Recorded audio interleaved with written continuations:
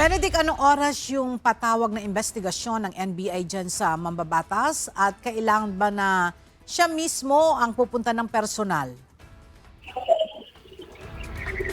Magandang tanghali, Ella. Kaninang alas 10 ng umaga sana itong schedule ng pagdalo o pagtugon ni Congressman Leandro Levispe dito sa patawag ni NBI. At kung hindi man siya, ay maaaring magpadala ito ng kanyang legal counsel.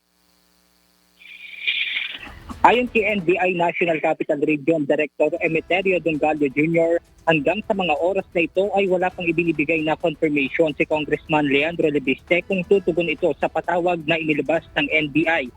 Bagamat kanselado ang pasok sa ilang opisina ng pamahalaan ngayong araw dahil sa sumanang panahon, hindi pinagpaliban ng NBI-NCR ang nakatakdang patawag kina Congressman Leandro Levispe at dating Sekretary Jacinto Jim Paras.